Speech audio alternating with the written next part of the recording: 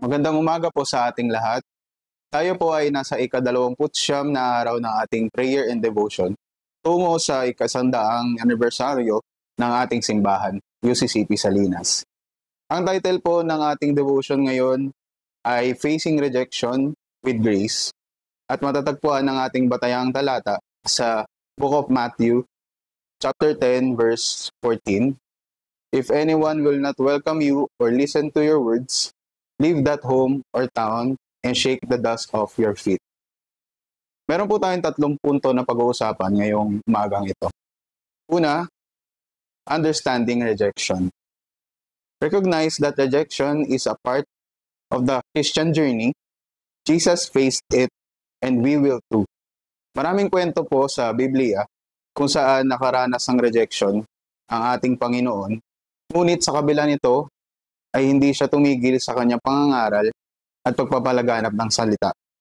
One thing na pwede nating gawin is to pray for the grace to handle it.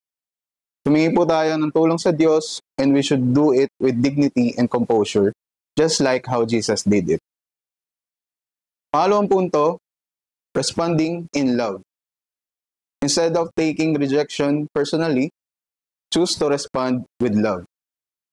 There will be times na mapapabok po tayo, masasaktan and magkakaroon ng lingering thought na gumanti.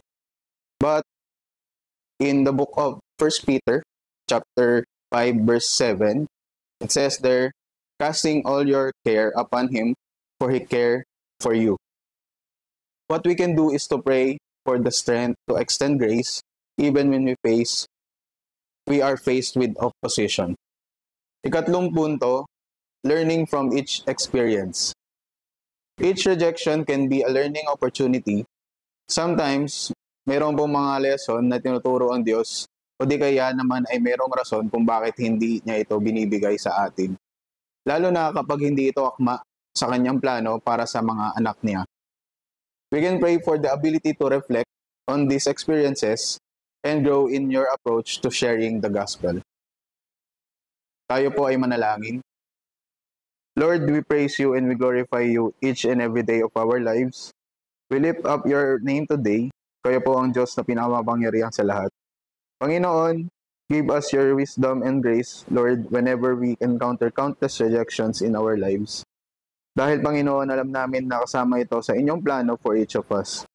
Lord, we pray for guidance na makapag-respond kami sa mga rejections na ito with love and humility, just like how your Son, Jesus Christ, handled it nung siya po ay nakaranas din ito.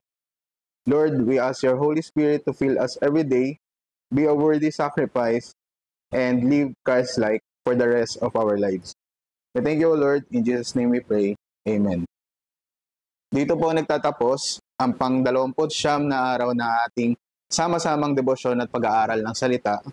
Abangan po natin bukas ang ika-30 araw ng ating 100 days na pang-araw-araw na prayer and devotion patungo sa ika-100 anibersaryo ng ating simbahan, UCCP Salinas. Patuloy po tayong magsama-sama at humayo. God bless po sa ating lahat at sa Diyos ang papuri.